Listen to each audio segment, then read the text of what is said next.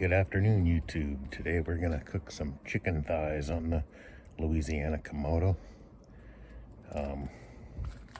This is what I have left over from the last cook, which was a 10-hour pulled pork. So there's not a lot of charcoal left.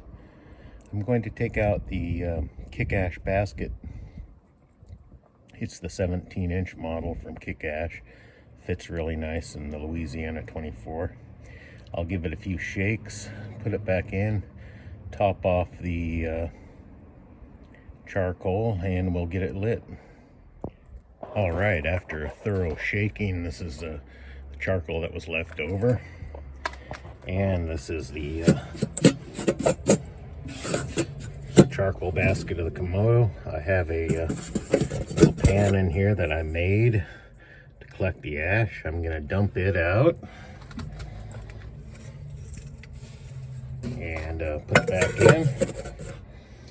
I'll put the basket back in the Kamado. It's that easy. This basket wasn't cheap, but it sure does save a lot. So I'm going to grab the charcoal and top it off. I fill it all the way to the top each time. I find it cooks best that way. So let me add the charcoal. I'll be right back. All right, I'm back, and the charcoal box is full of nice fresh charcoal mixed along with the charcoal I had left over. And today we're going to be cooking chicken thighs, so we're going to grill them. We don't need no plate setter or heat shield or anything like that when you're grilling. Try to get in the habit of grilling your food if you don't need the temperature below 300. A lot of times I see people using the plate setter and indirect heat for the grilling of such things as chicken, and I don't find it necessary. If you can control the heat on your Kamado, I think you get far better results grilling your food than cooking indirectly under the heat stone. Now you must do that on some cooks like ribs and pulled pork, of course. Anything smoked, brisket, that's always going to need indirect heat. But when you're grilling, especially chicken,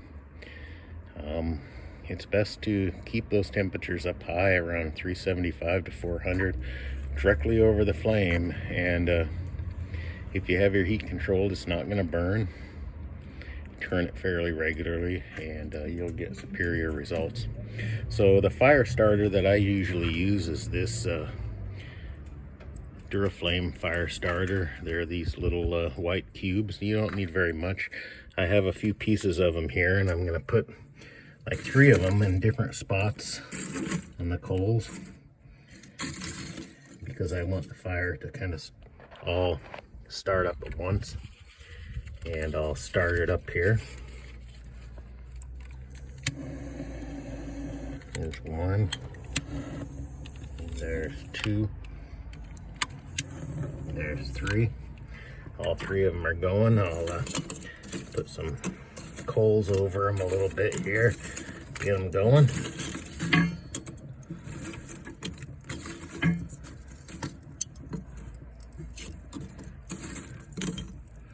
And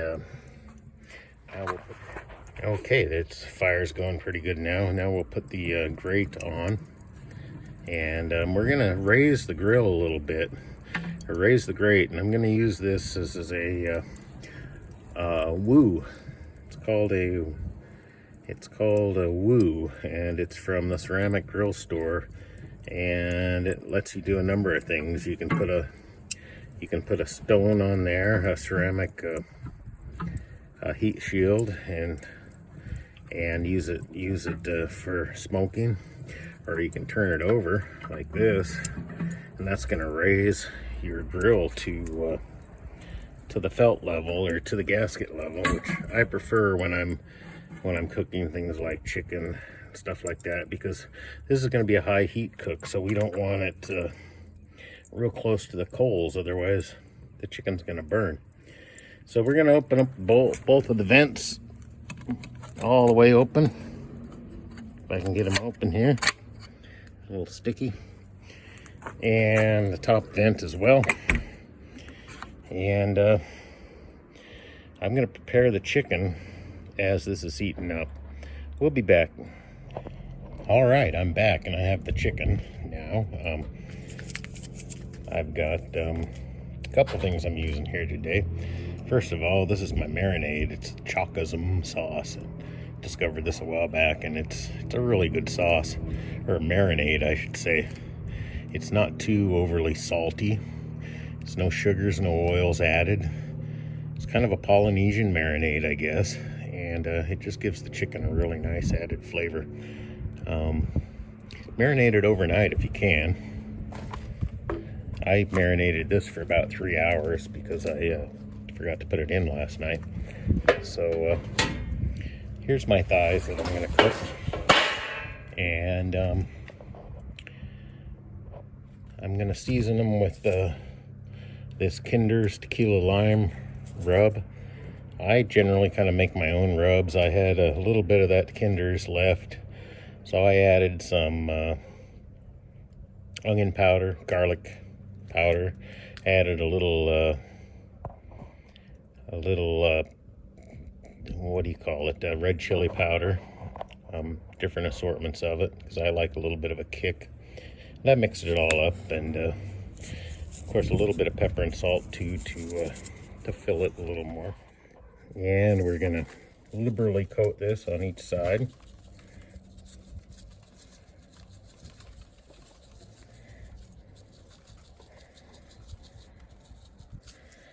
Flip them over. Now some people will pat dry the marinade from the chicken after it's marinating all night. Some people will actually rinse it off. I kind of like it on there, but you don't want it super wet. That's why I have the wire rack, and I patted it off a little bit, and I will let these just kind of drain too. They're not soaking wet in the marinade. I tried to get some of it off, but at the same time, they're not swimming in it either. Since this marinade has no sugar in it, it's not going to flare up super bad. And you do have to watch that with marinades that are sweeter, because if you use a marinade that's got a sugar content in it, your chicken's going to come out black sometimes if the temperature gets too hot or if it sits in one spot too long. All right, so the chicken's seasoned. It's been marinating. Looks pretty good. We're going to put the lid back on it there, and as you can see, we got quite a ways to go. So we're going to let this temperature come up, and then we're going to be back and put the chicken on. All right, we're coming back to check out our fire progress. And as you can see, the temperature is up to about 250, so that's not quite ready yet. I'm going to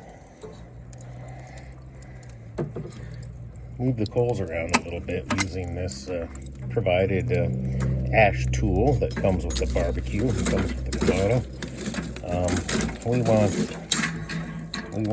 We want the coals to be kind of evenly distributed, evenly hot throughout the cook when you're grilling, I should say.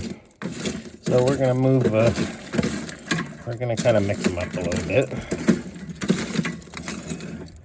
Try to get them even down there. All right. And bring that back up.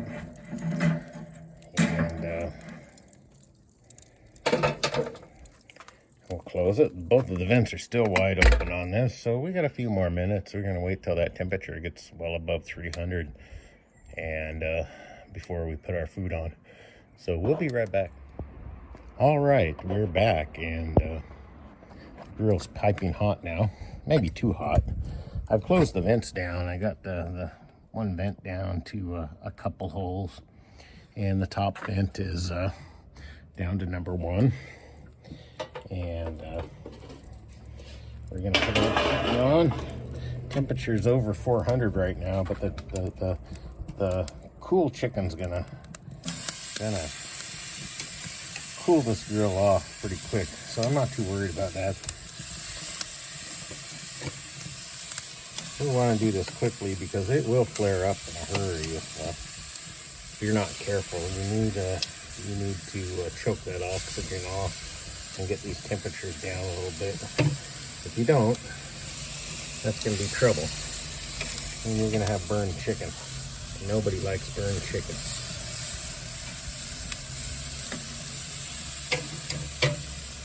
Alright, we're going to kind of situate them there to where there's a little room between all of them. And I'll tell you what, this is piping hot. I can feel it on my hands, almost singeing my arms there. So we're going to close it up. Oops. Get that out of the way there. All right, and as you can see, the temperature, of course the lid was open, but it dropped and it's going to head back up. I assume it's going to settle at about 350, 375. And as you can see, the top vent's restricted. The bottom vent down there is restricted. So if we watch the temperature here, it's climbing 300. And I'll watch it climb a little bit. And I think it's going to settle about 350, 375. I might close this even a little bit more, about 1. And all right, I'm gonna go away from it for a little while now, and I'll come back in about 15 minutes. And they should be about ready to flip. We want to keep an eye on this. One thing cooking on Kamados, I've noticed over the years is unless you have one of those electronic temperature controllers that opens and closes the bottom vent automatically,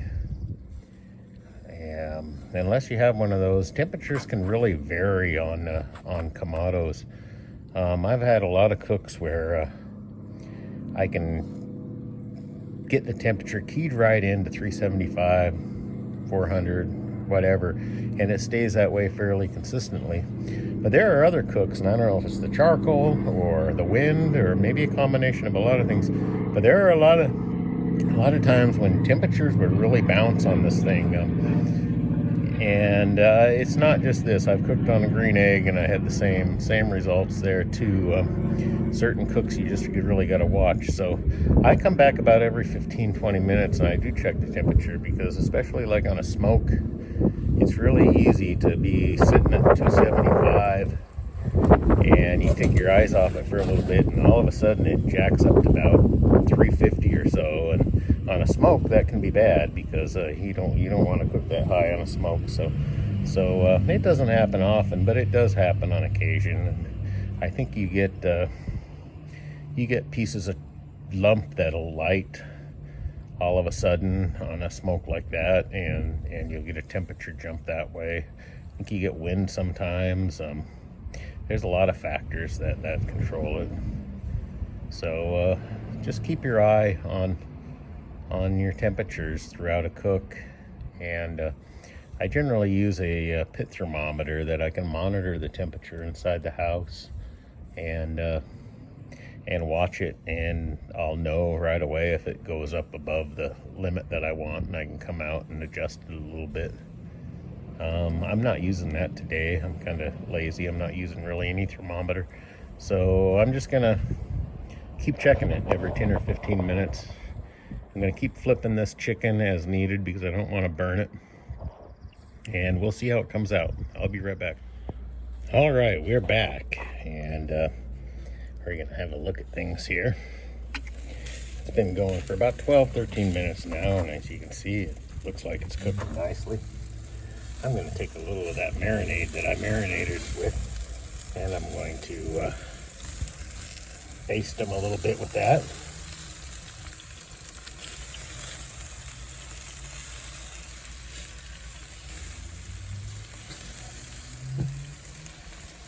I'm gonna do this fairly quickly because it will flare up, when you get that heat. The heat's been choked off, and now that you open it, you're getting a lot of oxygen on those coals, and they will ignite. So we're gonna try to get these flipped right away. See, this one in the middle is cooking a little fast, so we're going to move it over. We're going to move this one on the end over to the hotter spot. That one looks pretty good. Oh yeah, they're looking pretty good, I gotta say. And gonna flip them all, and do a little number here. Try to move them around the grill a little bit. I'm gonna spin this rack a little bit to try to, because the coals have varying temperatures and varying spots, and so you're gonna have some hot spots and you're gonna have some cooler spots. So you want to try to cancel all those out. All right, it's on there. So I got some nice asparagus here as well. I tied them up and oiled them down with some olive oil. So we're gonna pop those all on too. Let them go. Doesn't that look pretty? All right, there we go. So we're gonna shut it back down, let it go for about another 15 minutes or so. Open the vent just a little bit more because it's not cooking too awful fast. I mean, it's not burning up, so I can afford to open them up a little bit. All right, we'll be back.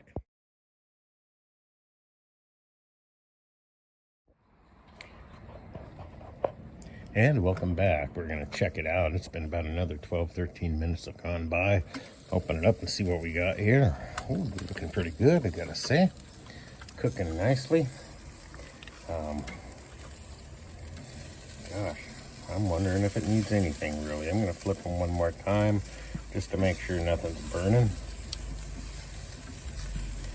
They're looking beautiful though, gotta say.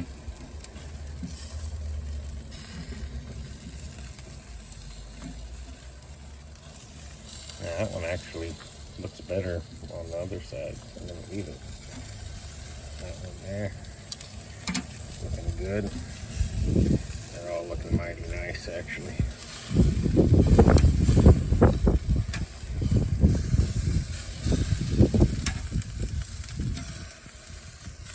Alright, so they're all flipped.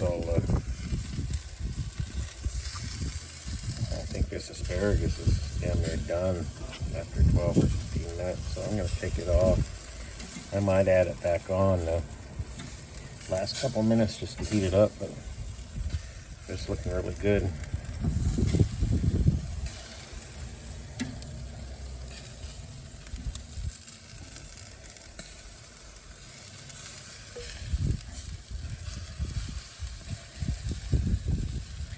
And if you can hear that, you can hear the chicken rendering fat, and you can hear it splashing on those coals down there. And that tells me it's not quite done. I almost go more by sound and looks on chicken. And I know it's getting done when the meat renders from the bone and those flashes get down to a minimal when you open it up and you don't hear quite so much of that fat rendering off. You know it's getting done. And you know it's getting done when the bones start separating a little bit from the meat. So I know this isn't done. Well, obviously it's not done because it's only been cooking about 25 minutes or so. So we're gonna go at least another 15 minutes to see what happens.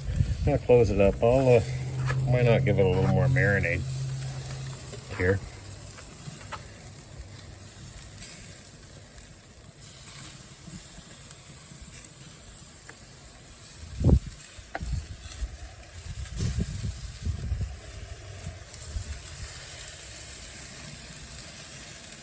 Nice.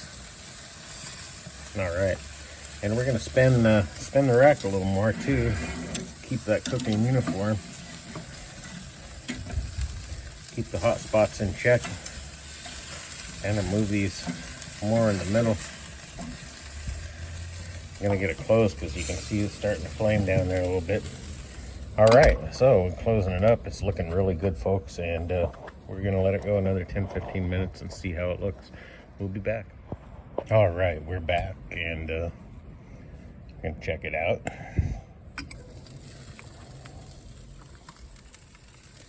Looking pretty good and sounding pretty good. I'm not hearing as many drips as before, so that kind of tells me that that it's getting close. Darn it, I forgot my tongs in the, oh no, they're right here. I thought I forgot my tongs in the house. Let's flip them one more time.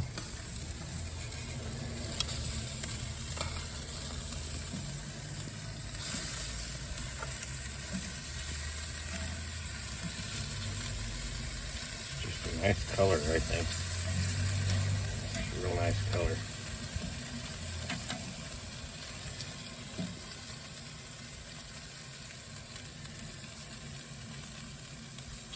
I'll show you that one. That makes the color better. That's a little dark on that side. That one looks good. This one, yeah, that can flip over. This one, yeah. Alright, they're all looking pretty good. I'm going to take a temperature of them because I think they're getting about done. I'm not hearing a lot of juices splashing on them. We're going to see where it goes to. I'm going to check this thermometer here. I don't know if you can see that or not. The sun's kind of shining on it. And you know what? It's over 160, getting into 170 territory. So it's definitely done for cooking. You never ever want to serve your guests undercooked chicken, no matter what. I mean, I'd rather have it overcooked than undercooked on chicken. You can't say that about steak, that's for sure. But chicken, absolutely do not undercook. I'm gonna put this back on. Kind of let it reheat a little bit. Okay, so now we're gonna close both vents 100%. And I'm gonna finish my rice inside, and that'll be about it. I'll take a couple pictures for a presentation, or I'll try to afterwards, and that'll wrap it up. So that's grilled chicken on the Louisiana Kamado. Really simple, easy. All right, the rest of the dinner is done, so I'm gonna pull it. It's a little trick that I do when I serve dinner, you know, for family. I'm gonna put it all back on a rack, pan, and